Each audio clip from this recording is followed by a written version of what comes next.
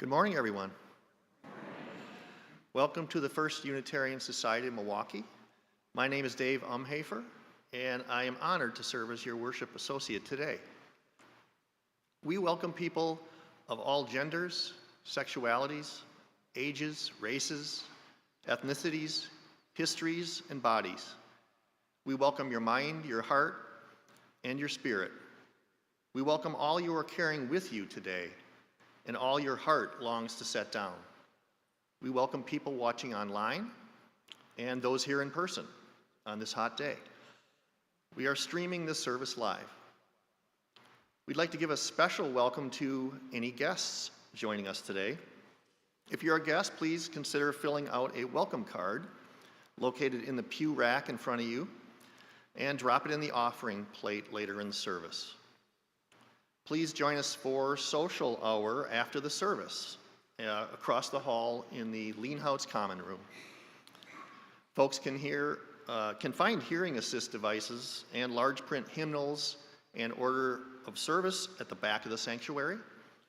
There are worship activity bags for the children or for those young at heart. We also have a fragrance-free section located in the front right pews. If you're watching online, YouTube has closed captioning available. You can enable that function on the device that you're using. Please let us know if you have any problems with that. Now a few announcements. A friendly reminder that next Sunday, September 10th, we will return to 2 services at 9 a.m. and 11. So this 10 a.m. will be out of the picture. On Saturday, September 9th, from 10:30 to noon, all are invited to walk and roll at the Milwaukee Rotary Arboretum. Meet on the far west edge of the urban ecology parking lot. Do you long for connection and belonging? Consider joining a theme circle. Registration is now open. Please see our website for more details. And finally, the very popular circle suppers are back. Stop at the membership table during coffee hour to sign up and learn more. Now I want to welcome everyone to our worship service by inviting you to join me in our unison affirmation of our mission, printed in your order of service. We gather to nurture the spirit, engage the mind, and inspire action. I am delighted now to introduce our pulpit guest, Amanda Smith-Pansira. Amanda has been an active member at First Church for 9 years. She's a proud AmeriCorps alum. She has spent her career working in nonprofits and is currently the Director of People and Culture at the Urban Ecology Center. She tells us that she is a twice inducted member of the Dead Moms Club, which no one wants to be a part of, and she is preparing to welcome new members with tissues, a listening ear, and companionship without platitudes. Amanda is a Milwaukee enthusiast, a mom, a wife, and most importantly, a human just trying to figure this whole thing out. Please welcome Amanda.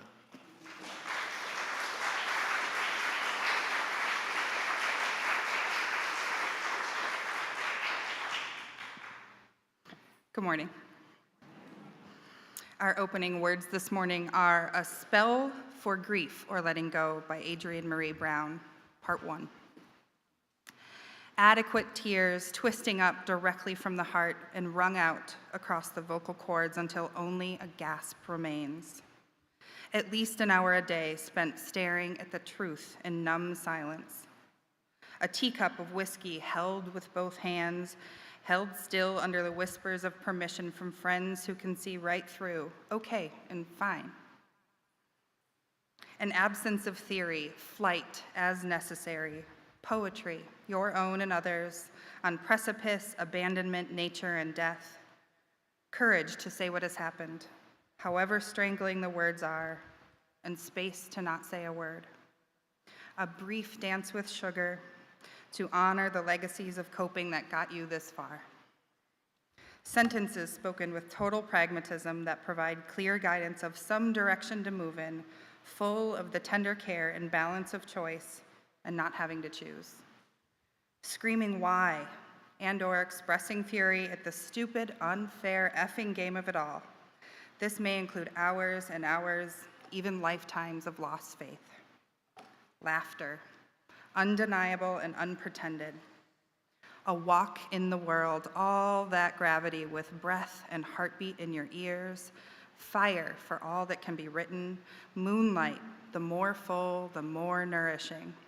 Stories, ideally of coincidence and heartache in the sweetest tiny moments. Time, and then more time, enough time to remember every moment you had with that one now taken from you, and to forget to think of it every moment. And just a glimpse of tomorrow, either in the face of an innocent or the realization of a dream. This is a nonlinear spell. Cast it inside your heart, cast it between yourself and any devil. Cast it into the parts of you still living. Remember, you are water. Of course you leave salt trails. Of course you are crying. Flow.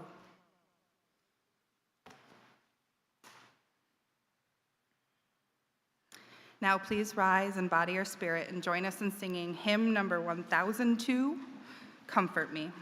Children and teachers, you will join in singing verse 1 and then proceed to religious education as the congregation continues to sing you on your way.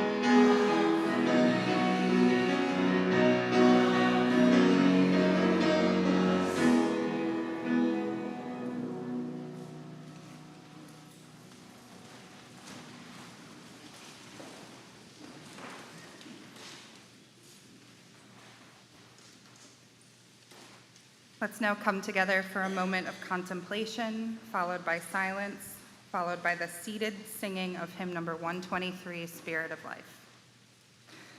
A Spell for Grief or Letting Go, Part 2. P.S. If there happens to be a multitude of griefs upon you, individual and collective, or fast and slow, or small and large, add equal parts of these considerations, that the broken heart can cover more territory, that perhaps love can only be as large as grief demands, that grief is the growing up of the heart that bursts boundaries like an old skin or a finished life, that grief is gratitude, that water seeks scale, that even your tears seek the recognition of community, that the heart is a front line and the fight is to feel in a world of distraction, that death might be the only freedom, that your grief is a worthwhile use of your time, that your body will feel only as much as it is able to, that the ones you grieve may be grieving you, that the sacred comes from the limitations, that you are excellent at loving.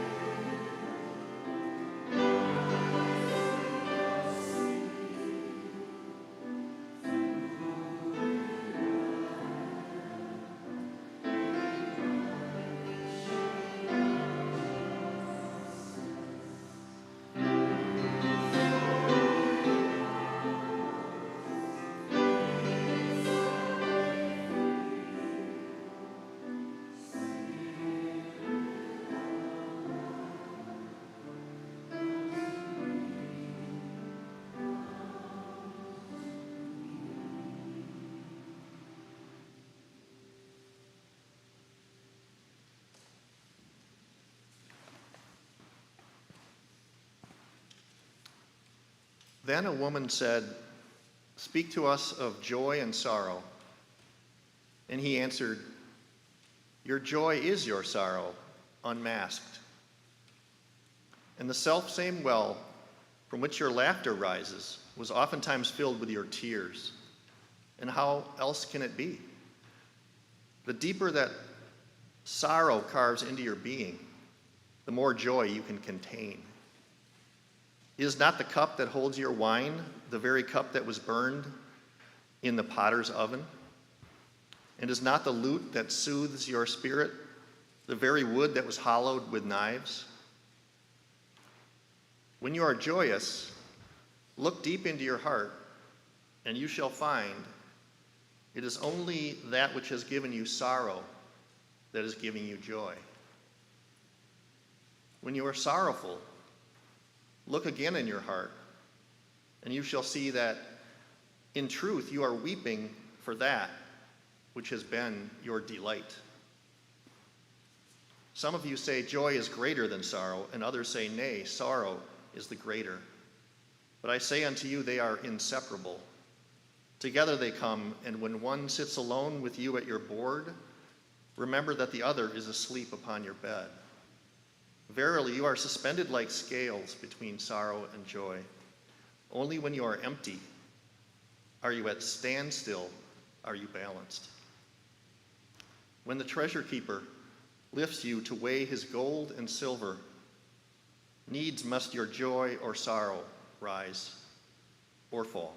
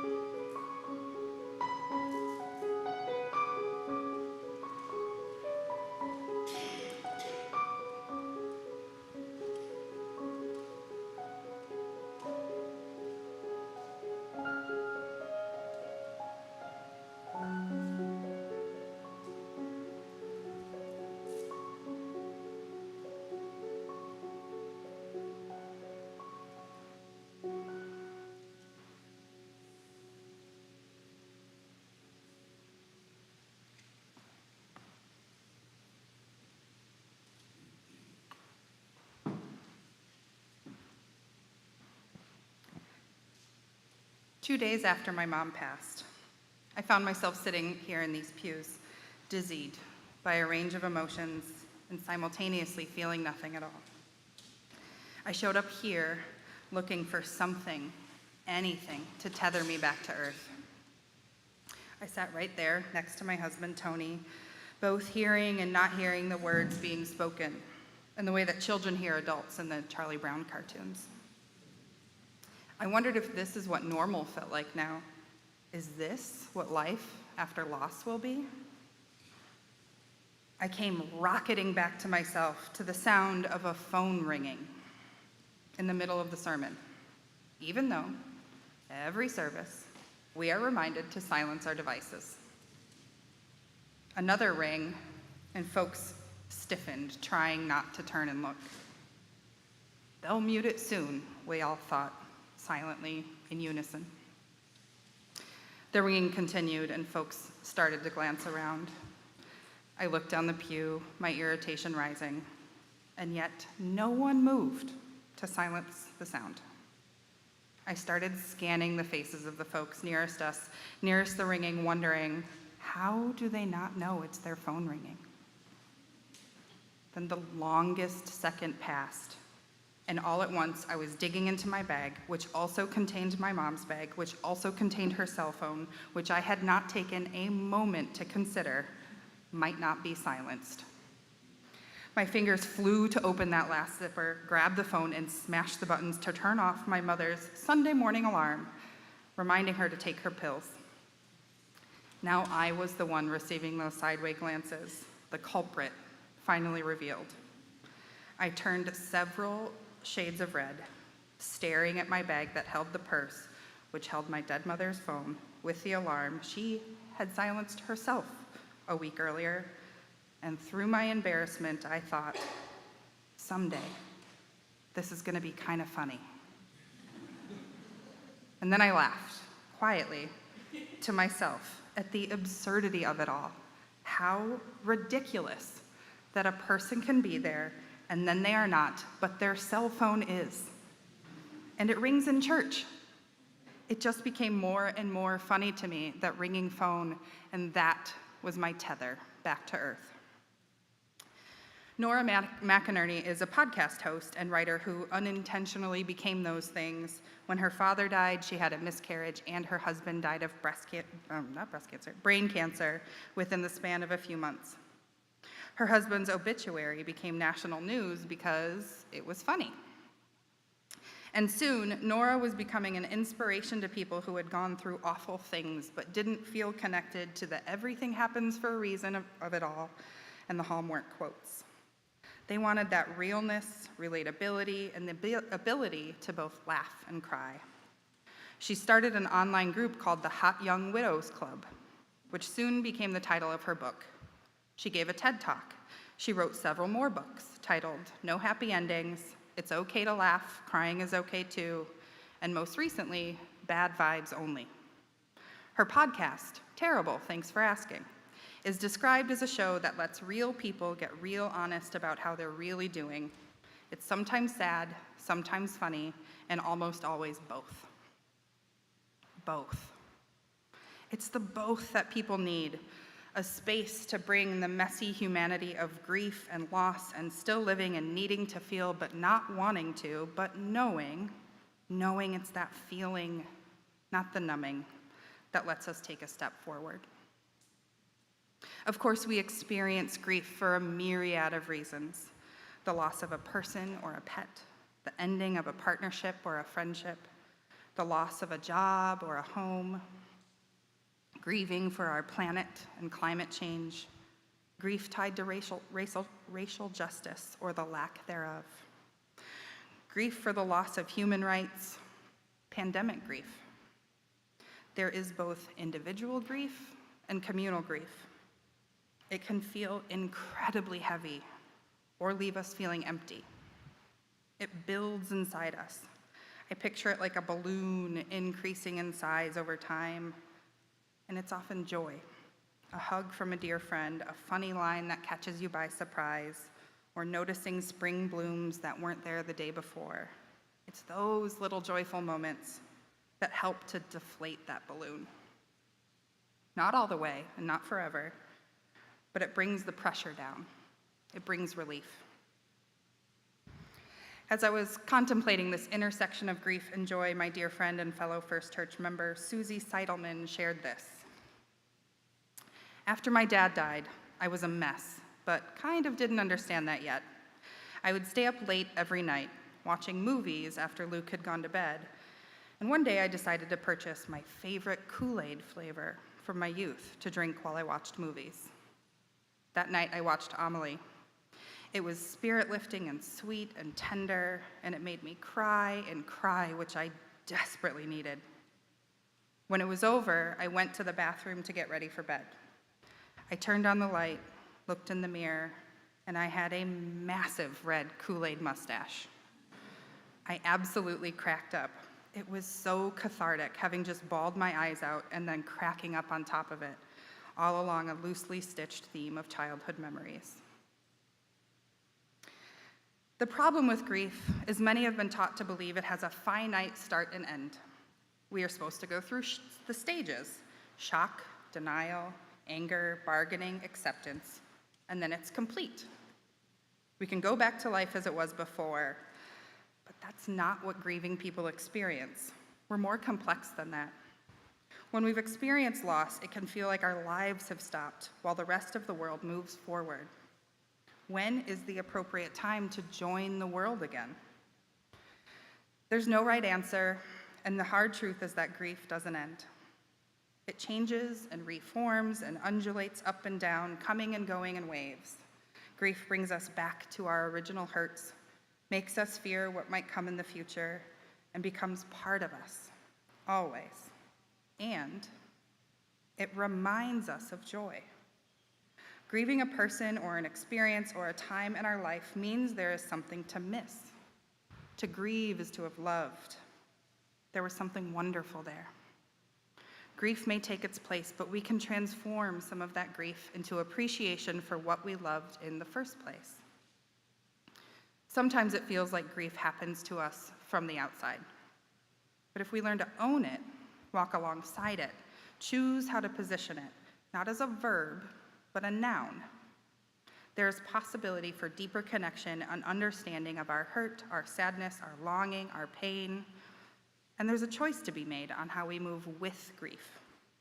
For me, I've chosen to allow the joy within the sadness. There's no one right way to grieve, which also means there's no one right way or time to begin laughing or finding joy again. As Nora McInerney says, we don't move on from grief, we move forward with it. My mom died in the very early mornings of Friday, March 20th, 2015. My brother Nate and I had left her hospice room a few hours prior to get some sleep at our respective homes. But having spent her career in the medical field, we think she chose to go without us by her side to spare us from that particular memory. Even so, we rushed back to the hospital to say our final goodbyes. That week had been the most time my brother and I had spent together, probably since childhood. And even though Mom had now passed, we still felt that pull to continue sharing space. We regrouped at my Bayview apartment and found ourselves in a rotation of general chit-chat, silent sadness, and service planning. It was a continuation of what we'd done all week. We sat at her side, talking with her and sharing memories, laughing. And then as she started slipping away, we continued the rotation of quiet contemplation, sharing stories, still finding some laughter. Though our laughs felt stunted. We'd start laughing, then remember where we were, what we were doing, and the joke would pass prematurely. Back at my apartment, my brother suddenly sat up and said, "Oh, I need to go grab something from my truck. I'll be right back." As he exited the room, I rushed to the kitchen to grab some flour. See, my brother and I were latchkey kids. Mom was a paramedic, then a nurse, and Dad a police officer. They worked odd shifts, and as soon as we seemed old enough, we were often home alone with a reminder of the rules, meals in the freezer, and a chore list, which we inevitably would avoid until Mom called to say she was on her way home. In our hours alone, dodging those chores, we would overdose on fruit snacks and cartoons and pranks. If my brother stepped outside to grab the mail, I'd push him through the doorway and lock him out of the house. If I took a shower, he'd barge in with a cold bucket of water and throw it over the curtain. Phone call for the other? Definitely make up something embarrassing and yell, "Amanda, the phone's for you and you forgot to flush the toilet." But our favorite prank was antiquing. For those unacquainted, antiquing involves hiding from a person or approach them while they sleep and throwing a handful of flour in their face. It makes a tiny little sound and a giant mess. The antiqued person often takes a stunned moment before realizing what had happened. Immature? Yes. Childish? Yes. But we were immature children, and it was hilarious. So that night, I returned from the kitchen with a fistful of flour. My brother's wife and my husband, Tony, looking at me incredulously as I hid near the front door and shushed them to stop blowing my cover. Nate walked in the door, took a few steps into the room, and I jumped out and tossed the flour directly in his face. There was a silent beat as he realized what had happened, and then we laughed. I dropped to the floor, him to a chair, and we laughed and laughed and laughed. We cried too, maybe a little from the grief, but mostly from the joy. That fistful of flour brought us back to the place in our past when it was just us together, sharing very little worry and a whole lot of joy. Our mom's death was complicated, just like her life. We'd been in and out of strained relationship due to mental illness and substance abuse, which led her to her young death at 55. Many of the platitudes that come with the loss of a parent were hard to hear, even when they came with good intentions. She must have been wonderful, they'd say, to have raised such a great woman like you. Yes, there were incredible moments, but there were really painful ones too. I'm sure you're feeling sad, they'd say. And yes, I was sad, but I was also relieved to be free from caring for a mentally ill parent. I have very hard memories from my mom, but there was also joy. We often found humor in everyday experiences, like losing your car in the parking lot, or the faces that you make when you're trying to open a stuck jar. We would often laugh until we cried. Cheryl Strayed, famed columnist of Dear Sugar and author of books Wild, Torch, Brave Enough, and Tiny Beautiful Things, told a story from when she served as a youth advocate at a middle school. She led a group of young girls, many with very challenging histories and familial circumstances, in a support group of sorts, and invited them to start journaling. Through this, she learned that one particular girl was experiencing some horrific physical abuse at the hands of her mother's boyfriend. Strayed reported it to Child Protective Services, but soon realized they were going to do nothing more than document it. So the next time she saw the young girl and heard yet another awful story from her home life, she recounted, "I told her it was not okay, that it was unacceptable, and that I would call and report this latest horrible thing. But I did not tell her it would stop. I did not promise anyone would intervene, that it would likely go on and she would have to survive it. She'd have to find a way within herself to not only escape the terribleness, but transcend it. She had to grab like a drowning girl to every good thing that came her way, and she had to swim like hell away from every bad thing. She had to count the years, let them roll by, grow up, and then run as far as she could in the direction of her best and happiest dreams across the bridge that was built by her own desire to heal. Run in the direction of your best and happiest dreams across the bridge that is built by your own desire to heal." That right there. Our bridge to our best and happiest dreams does not erase our grief. It's made of it, molded and sealed by our desire to heal. Abby Wambach, author and retired American soccer player, said, "There are a few moments in life where we have the clarity that all our heartache is worth it." I had one of those moments when we scattered my mom's ashes. My brother and I scattered our mom's ashes in a beautiful place in the way that most people do, without a permit. We went to a nearby county park where we'd spent many happy childhood days after many years of contemplating the best location and honestly delaying any activity which would again make us face the finality of her life. By this time, Nate and I both had our own children, the grandkids she'd dreamed of having. We pushed them in their strollers to a spot we deemed appropriate and out of eyesight from park staff and began preparing the cremains. Not only were we spreading mom's ashes, but also the remains of all our childhood pets. 3 cats, 3 dogs, and a guinea pig, as requested by our mother. I held that bag, looked at my brother, and said, "Okay, ready?" He nodded. Had either of us taken into consideration the direction of the wind that day? No, we did not. So as we introduced Mom and our pets to their final resting place, they blew back into our faces and onto our clothes. As we jumped out of the way, I yelled, "She would!" You see, our mom had a knack for both occasionally inappropriate attachment to us as her kids and for doing silly things in serious moments. So this just fit. Of course. Again, we found ourselves laughing. It wouldn't have felt right, that moment, to only be solemn. There needed to be a little mess, a little laugh, to make it feel true and real. My dear friends, life is hard. There are no guarantees. There is a lot to question, a lot to carry. But there is also a whole lot of love. Also, this is the key word here: grief and also joy, longing and also laughter.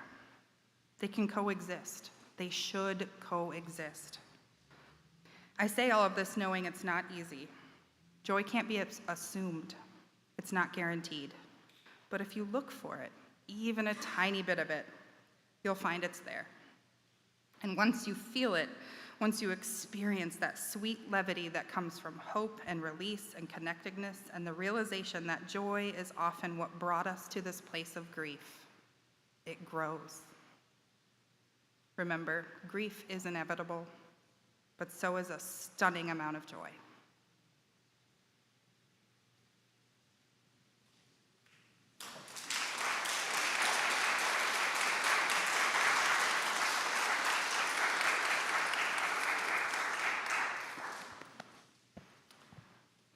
Every week we have an opportunity to practice our values through sharing our resources.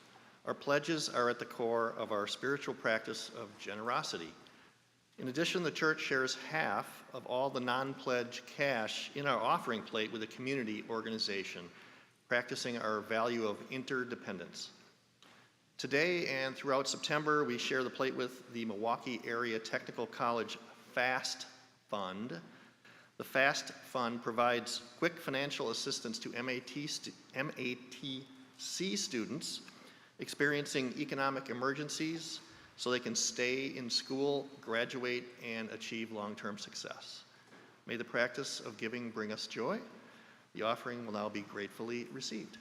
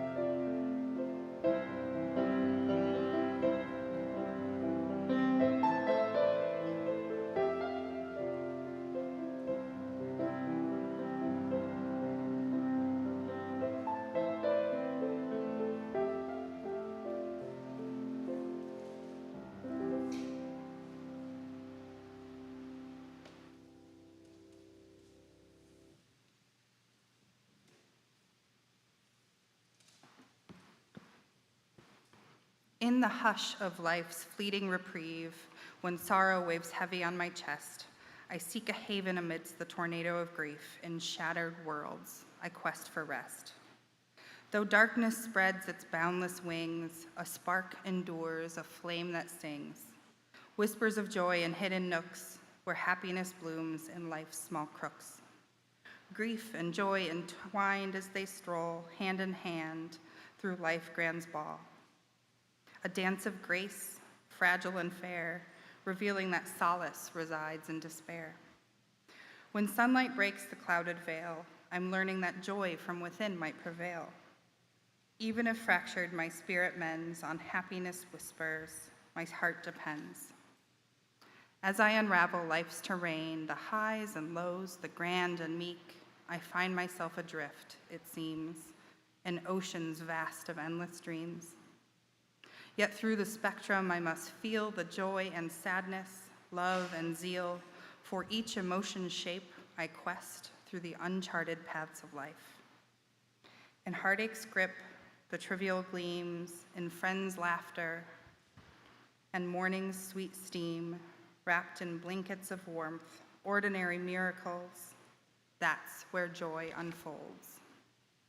Within me lies the strength to strive, to keep the light, hold on tight, to cherish love and memories so clear, and to let go lightly of the dreams I nurtured dear.